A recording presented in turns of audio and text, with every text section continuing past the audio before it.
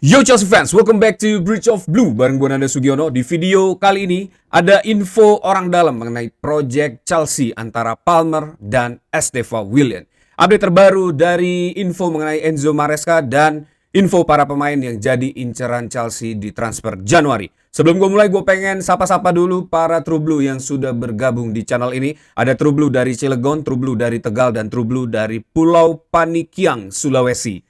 Terima kasih buat kalian semua yang sudah bergabung di channel ini dan selalu setia meramaikan kolom komen. Terima kasih, respect dari gue dan sehat selalu buat kalian semua. Dan buat kalian yang baru join, jangan lupa untuk klik tombol subscribe, nyalain loncengnya, bantu gue buat sampai ke 10.000 subscriber. Kalian juga bisa bantu kasih hype di video ini supaya makin banyak True Blue yang bergabung di channel ini. Kalian juga bisa follow gue di Instagram, join ke channel gue di Instagram, kita ngomongin Chelsea sepanjang hari. Kita ke berita pertama. Chelsea dipastikan akan berhadapan dengan Hull City di lanjutan FA Cup ronde 4. Liam Rossonier akan kembali ke MKM Stadium, tempat dia dibesarkan sebagai seorang pemain dan juga pelatih. Selain itu, Liam Delap ini juga akan kembali ke klub yang dimana dia menimba ilmu ya di Hull City pada saat dipinjamkan dari Manchester City. Pertandingan round 4 ini akan diadakan pada 14 Februari. Jadi stay tune, kita akan lihat apakah Liam Rossonier ini mampu mengalahkan mantan klubnya. Ke berita berikutnya, ini ada update dari transfer Januari ya. Terry George dipastikan akan hengkang dari Chelsea. Dilansir dari Chelsea Dodgers, dikutip dari Simon Johnson. Terry George akan dipastikan hengkang di bulan Januari. Tapi belum ada info klub mana yang akan dituju ke sama Terry George ini. Mungkin aja ini akan kembali lagi ke Fulham ya, karena di transfer window summer kemarin Terry George ini sudah dipastikan bergabung ke Fulham, tapi sayang ada permasalahan dengan dokumen sehingga transfer permanen Terry George ini gagal dilakukan. Good luck buat Terry George ya. Ini adalah salah satu pemain muda yang potensial, tapi sayang memang masih mungkin ada beberapa kekurangan yang dinilai oleh manajemen Chelsea sehingga tidak menjadikan Terry George sebagai pilihan utama. Selain itu, Liam Rossonier juga akan memulai pembicaraan dengan Axel Disasi dan juga Raheem Sterling tentang masa depan mereka di Chelsea ya. Belum tahu apa yang akan dilakukan Rossonier ini terhadap dua pemain dari bomb squad Chelsea saat ini ya. Dan kedua pemain ini masih berada di Chelsea tapi tidak ikut berlatih dan tidak dijadikan sebagai pilihan utama ya. Berita ketiga, ini menyusul Ryan Kafuma. Ibrahim Rabats mendandatangani kontrak profesional dengan Chelsea. Kontrak ini berlaku hingga 2028 dan harus segera diperbarui. Rabats ini akan berjuang untuk memperebutkan posisi utama di skuad Chelsea mungkin di musim depan. Karena di musim ini kelihatannya nggak mungkin Ibrahim Rabats ini akan mendapatkan menit bermain. Karena taking ordernya juga lumayan banyak ya. Mulai dari Reggie Walsh, Jesse Derry, terus juga Ryan Kafuma. Kemarin belum lagi beberapa pemain muda yang saat ini berada di first team Chelsea. Tapi paling nggak dia akan mulai berlatih dengan first team player bersama dengan para pemain muda lain. Dan semoga aja itu membuat pengalaman baru dan juga experience ya. Pemain kelahiran Inggris ini kini bergabung dengan timnas Maroko dan berhasil menjuarai Piala Afrika kemarin ya di U17. Setelah sebelumnya dia juga sempat bermain untuk timnas Inggris U17. Saat ini Ibrahim Rabats bermain di kategori umur 16 tahun untuk skuad Chelsea, berposisi sebagai gelandang serang, mengisi nomor 10. Penampilannya luar biasa, bahkan dia dijuluki The Next Messi ya. Ini prospek yang sangat menjanjikan menurut manajemen. Ini salah satu pemain muda yang akan digadang-gadang menjadi nama besar di Chelsea. Dan penampilannya juga luar biasa, dari 40 game yang dia mainkan mencatat 52 gol dan 60 assist. Wow, ini teman-teman juga bisa lihat ya skillnya Ibrahim Rabats ini sudah beredar di media sosial, potongan-potongan klip permainannya juga sudah banyak beredar. Tinggal search saja mungkin di X atau di Thread atau di Instagram ya. Silakan kalian lihat bagaimana luar biasa penampilan Ibrahim Rabats ini ya. Dan semoga aja ini benar-benar menjadi satu pemain yang nggak zong ya. Seperti banyak pemain lain yang digadang-gadang menjadi wonderkid, tapi ternyata tidak bisa mengembangkan permainannya. Ibrahim Rabats semoga bisa menjadi superstar dan menjadi pemain Chelsea yang bisa membawa Chelsea kembali ke kejayaannya.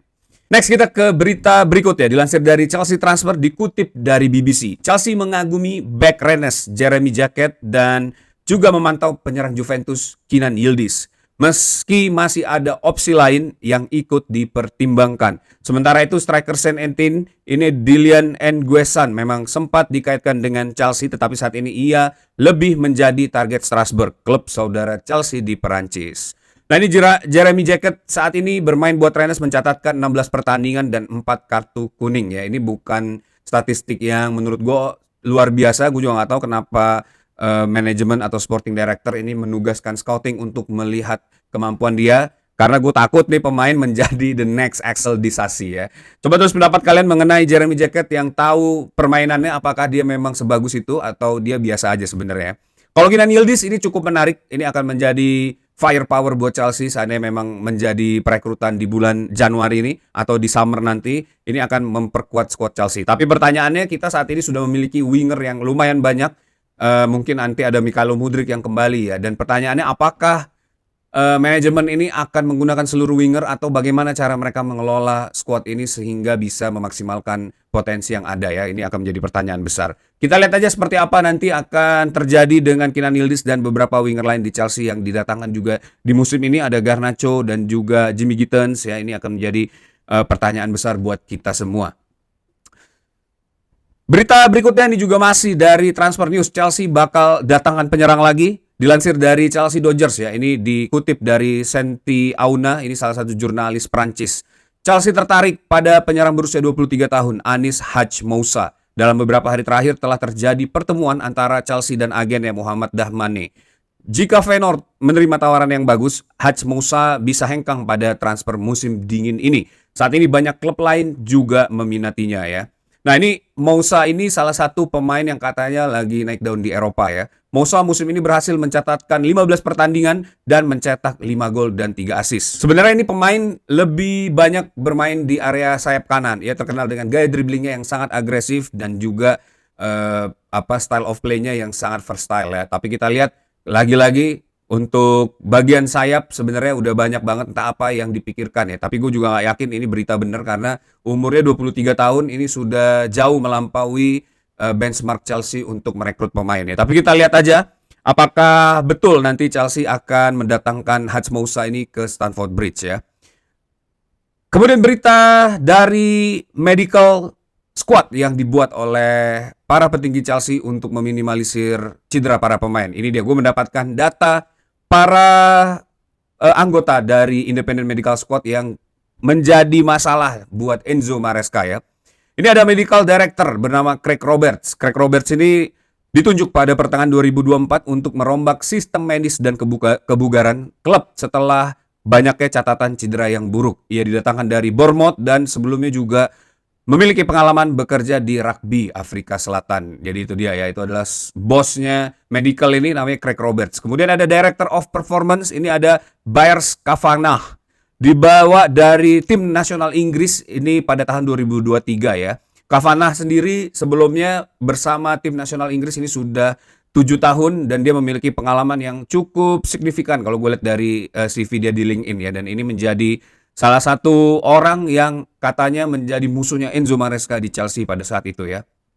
Selain dua nama ini ada first team doctor, ini ada Stephen Lewis, ini pure doctor ya. Ada performance therapist, ada Marion Jones, ini bergabung pada tahun 2024. Ada Head of Performance Services Nick Chat, ini didatangkan dari Benfica pada tahun 2023. Ada Head of Performance Insight Richard Akenhead, ini juga didatangkan 2024. Sebelumnya Akenhead ini sudah bersama timnas Inggris juga bersama Kavanagh ya. Dia ini berkarir 10 tahun bersama tim nasional Inggris sebelum akhirnya ke Chelsea ya. Dan ada beberapa visio, ada Fregal Kerin, Martin Baker, Stuart Vaughan dan Ed Richmond yang mengontrol fisik para pemain untuk mempersiapkan mereka bermain full di satu musim ini. Nah, seluruh tim independen ini yang mengeluarkan surat rekomendasi untuk memperbolehkan atau tidak memperbolehkan seorang pemain ini bermain di laga-laga tertentu ya. Dan informasi lain yang gue dapatkan ini dari informasi yang beredar ya di internal Chelsea, dilansir dari London Will Always Blue, dikutip dari Daily Mail. Mengenai konflik antara Enzo Maresca dengan para manajemen Bluco akibat adanya tim independen medis yang diciptakan di awal musim 2024 saat direkrutnya Enzo Maresca ya. Eksklusif, Chelsea mengambil langkah drastis dengan menempatkan kepala tim medis klub di bangku cadangan setelah mantan manajer Enzo Maresca berulang kali menolak menarik pemain yang baru pulih dari cedera, menurut Daily Mail ya. Selain itu, terungkap bahwa pihak klub juga mengirimkan surat resmi kepada Maresca untuk mengingatkan tanggung jawabnya ketika hubungan antara pelatih asal Italia tersebut dan petinggi klub mencapai titik retak di Stamford Bridge. Setelah terjadi cedera berulang pada dua pemain yang tidak disebutkan namanya, Chelsea mengambil langkah tidak biasa dengan memasukkan Baers Cavani. Ini yang tadi ya. Orang Australia yang dikenal tegas ke area teknis. Langkah ini dilakukan agar Cavani yang sebelumnya menjabat sebagai Head of Performance di Inggris dan dikenal sebagai sport scientist papan atas bisa mengingatkan Maresca soal batas waktu yang sudah disepakati kapan pemain yang baru kembali dari cedera harus ditarik keluar demi meminimalkan resiko kambuhnya cedera. Nah ini yang akhirnya menjadi bola salju dan akhirnya menjadi keretakan antara Enzo Maresca dan para petinggi Bluco ya. Tentu adanya orang asing di bangku cadangan ini akan sangat mengganggu satu konsentrasi, kedua juga ketika instruksi itu berjalan ini akan membingungkan para pemain ya. Dan hal ini yang terjadi menurut gue ini harusnya tidak etis dilakukan oleh para petinggi untuk meletakkan orang lain ya di luar dari staf yang dibawa dan dipercaya oleh Enzo Maresca di bangku cadangan pada saat match terjadi ya. Ini tentu akan dibantah oleh Bluco ya seperti biasanya. Dan ya itu yang membuktikan apa yang terjadi sebenarnya dengan Enzo Maresca dan rotasi yang dia lakukan di setiap pertandingan. Di berita berikutnya ini Enzo Maresca juga masuk dalam list calon pelatih Real Madrid setelah kepergian Xabi Alonso. Dikutip dari Madrid Zone, Enzo Maresca sangat diapresiasi di internal Madrid ya. Tapi menurut gue kayaknya kalau seorang Enzo Maresca ini ke Madrid kelihatannya tidak cocok dan ceritanya akan sama dengan apa yang terjadi dengan Xabi Alonso ya. Akhirnya tidak bisa memegang dressing room karena kita tahu bahkan Ancelotti itu juga mengomentari bahwa dressing room yang paling berat itu adalah dressing roomnya Real Madrid selama dia berkarir puluhan tahun di berbagai klub ya. Ya kita lihat apakah Maresca ini benar-benar akan dipikirkan menjadi kandidat pelatih Real Madrid, tapi yang sudah pasti katanya ini ada Jurgen Klopp juga ya yang dikaitkan menjadi kandidat utama pelatih Real Madrid. Walaupun hal ini sudah dibantah oleh Jurgen Klopp ya, dilansir dari Platigol, ini salah satu jurnalis juga dari Prancis ya. Menurut Jurgen Klopp, pemberitaan media yang mengaitkan saya dengan pekerjaan di Real Madrid sama sekali tidak ada hubungannya dengan saya dan tidak memicu apapun dari dalam diri saya. Pasar pelatih sedang bergejolak dan tidak masalah mengalaminya dari sudut pandang seorang pengamat, tanpa memikirkan apa artinya bagi diri saya sendiri. Itu dia ya. Jadi ini udah dibantah juga sama Jurgen Klopp dan dia juga kelihatannya tidak tertarik untuk menjadi pelatih Real Madrid saat ini. Jurgen Klopp menjadi sporting director buat grupnya Red Bull, yaitu ada RB Leipzig dan juga satu lagi itu gue lupa namanya, mungkin kalian bisa tulis di kolom komen ya. Nah ini juga menarik untuk dinantikan siapa yang akan menjadi pelatih baru dari Real Madrid mungkin di bulan Juni-Juli nanti ya. Kita lihat nama-nama pelatih-pelatih top ini mulai menganggur di bulan Juli, Juni, Agustus. Itu ada Luis Enrique, Thomas Tuchel juga yang katanya sudah selesai kontraknya dan beberapa pelatih lain ya. Ini tentu akan sangat menarik untuk dilihat ya. Kita ke berita utama ini yang sudah digembar-gemborkan, Project STV. Tapi sebelum gue mulai, gue pengen ingetin buat kalian semua, ini bisa join ke acara yang akan dilakukan oleh gue dan juga Basya, Karim, dan teman-teman lain dari Grombol ya. Yaitu Guler, Grombol Ultimate Live Reaction. Ini live 3 hari, jadi kita semua akan live 3 hari untuk menghibur kalian semua. Dimulai dari malam ini jam 10 malam sampai nanti hari Sabtu dini hari ya. Live react juga bareng gue malam ini pertandingan antara Chelsea melawan Arsenal di Grombol ya, di channelnya Grombol. Jadi pastikan kalian semua subscribe Grombol karena bakal banyak banget bintang tamu yang datang di acara Gurel ini. Kalian juga bisa langsung subscribe ya, dan untuk info lebih lanjut bisa langsung ke media sosialnya, ke Instagram atau TikTok Grombol. Lihat ada bintang tamu siapa aja. Yang gue tahu ada Wancoy, ada Dustin, dan beberapa bintang tamu lain yang tentu ini akan sangat menarik banget ya. Jadi jangan kelewatan, join, tonton gue di Guler dan juga teman-teman dari Grombol lainnya. Kita bakal ngomongin sepak bola, kehidupan, banyak banget lah ya. Oke, rumor beredar ya. Secara internal kini para petinggi Chelsea lebih memfokuskan membangun proyek Chelsea ini sebagai STV Project. Dilansir dari Secret Source ya. Secret Source ini salah satu forum yang menurut gue infonya juga cukup kredibel karena apa yang disebutkan di Secret Source ini biasanya benar-benar kejadian ya. Eksklusif, di internal Chelsea ada keyakinan yang semakin kuat bahwa STV adalah pemain yang ingin dijadikan pusat pembangunan tim ke depan. Perasaan di dalam klub adalah bahwa STV memiliki profil selling player potensi ya, dan dampak yang diberikan kunci proyek jangka panjang. Dengan rencana yang sedang dibahas agar ia menjadi figur sentral di lini serang. Cole Palmer tetap sangat dihargai, tetapi visi jangka panjang Chelsea kini semakin terfokus pada Estevao sebagai pemain yang akan memimpin era baru Chelsea. Wow, itu dia ya. Itulah kenapa sampai saat ini Estevao masih on off buat dimainkan ya, karena menurut beberapa sumber dia dilindungi oleh klub baik secara eksternal maupun internal ya. Dan Estevao musim ini mencatatkan 20 match ya sebagai substitusi dan juga sebagai starting 11 dengan mencetak 5 gol dan 1 assist. Kita tahu kualitasnya Estevao seperti apa ya. Dia adalah pemain dengan ceiling yang sangat tinggi, punya potensi, punya kemampuan skill yang luar biasa ya. Kita juga bisa lihat secara eye test bagaimana Estevao ini bisa mempengaruhi satu game ya, menjadi game changer dalam satu pertandingan, terutama di saat pertandingan melawan Liverpool. Dia selalu delivered saat dimainkan baik sebagai pemain starting ataupun sebagai pemain pengganti. Dan menurut gue progres yang terjadi pada Estevao sampai saat ini cukup baik. Dan project ini tentu membuat satu pemain sebagai sentral ya untuk menjadikan sebagai motor atau penggerak seluruh kebijakan untuk Chelsea. Ini tentu cukup baik, tapi ini juga akan menjadi satu catatan nantinya ya. Nah, sementara itu Liam Rossonier juga berkomentar mengenai kenapa Estevao jarang diturunkan ya. Dilansir dari Bobby Vincent. Menurutnya, saya paham kenapa fans frustasi ketika dia tidak ada di lapangan. Karena saat Anda melihatnya, dia bisa melakukan hal-hal yang magis. Dia berusia 18 tahun, dia datang dari budaya yang benar-benar berbeda, cara bermain yang berbeda, cuaca yang berbeda, dan intensitas permainan yang berbeda. Melindungi adalah satu kata yang saya setuju, tapi mungkin istilah yang lebih tepat adalah menjaga. Saya ingin dia punya karir yang luar biasa. Di saat yang sama saya juga ingin dia membantu kami menang untuk saat ini. Ada keseimbangan yang sangat tipis di antara keduanya ya. Jadi bagi saya akan memainkannya ketika saya merasa itu adalah waktu yang tepat bagi kami sebagai tim. Dan dia punya peluang yang sangat-sangat besar menjadi seorang starter. Jika bukan di laga malam ini, maka dia akan dimainkan di pertandingan melawan Brentford pada hari Sabtu.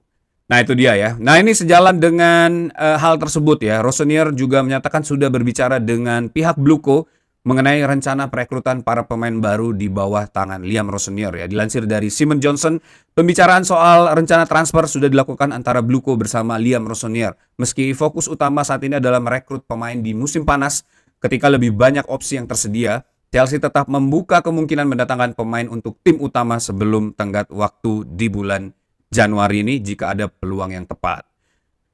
Chelsea menginginkan tambahan penyerang, bek, dan gelandang. Jadi ini sudah dimulai kelihatannya ya. Memang perekrutan para pemain ini akan berfokus pada bagaimana seluruh pemain itu akan bisa membantu Estevao untuk mendapatkan atau mengeluarkan penampilan terbaiknya di Chelsea. Sistem seperti ini kita tahu kalau teman-teman ingat ada Barcelona di eranya Messi. Ini bagaimana seluruh kebijakan Barcelona pada saat itu sangat difokuskan berlandaskan apa yang dibutuhkan oleh Messi untuk mengeluarkan kemampuan terbaiknya ya. Di mana klub menjadikan Messi sebagai sentral baik dalam pemutusan strategi, pemilihan pelatih dan juga perekrutan para pemain. Kita ingat waktu itu ada, kalau nggak salah ada satu pelatih yang nggak srek dengan Messi dan langsung dipecat oleh Barcelona ya. Nah hal ini tentu akan menjadi pisau bermata dua buat Chelsea ya. Bisa juga berhasil, bisa juga ini menjadi chaos dan akan menjadi masalah baru di Chelsea. Pemeran utama di sini, Estevao Willian ini harus benar-benar bisa tampil dengan baik dan menunjukkan diri sebagai pemain yang benar-benar spesial ya. Karena jika tidak, plan ini akan hanya menjadi isapan jempol belaka. Akan banyak pemain yang komplain, akan banyak pertanyaan-pertanyaan yang muncul dengan keputusan Bluco untuk spesialkan seorang Estevao Willian ini ya. Jadi kita lihat aja apa yang akan dilakukan oleh Bluco untuk memaksimalkan kemampuan Estevao Willian ke depannya. Bagaimana menurut pendapat kalian tentang proyek Estevao ini? Apakah Chelsea benar-benar bisa dibangun melandaskan satu pemain karena ini era baru? Di era Abramovich kita tidak pernah melakukan hal ini ya. Coba tulis di kolom komen pendapat kalian. That's it video for today. Thanks for watching guys. Buat kalian yang suka sama video ini jangan lupa klik tombol likes. Dan yang paling penting klik tombol subscribe. Nyalain loncengnya. Bantu gue buat sampai ke 10.000 subscriber. Kalian juga bisa bantu gue dengan kasih hype di video ini supaya makin banyak True Blue yang bergabung di video ini. Kalian juga bisa follow gue di Instagram, join ke channel gue, kita ngomongin Chelsea sepanjang hari. Terima kasih buat seluruh True Blue yang sudah menyaksikan video ini sampai akhir. Once a blue, always be blue, up the Chelsea.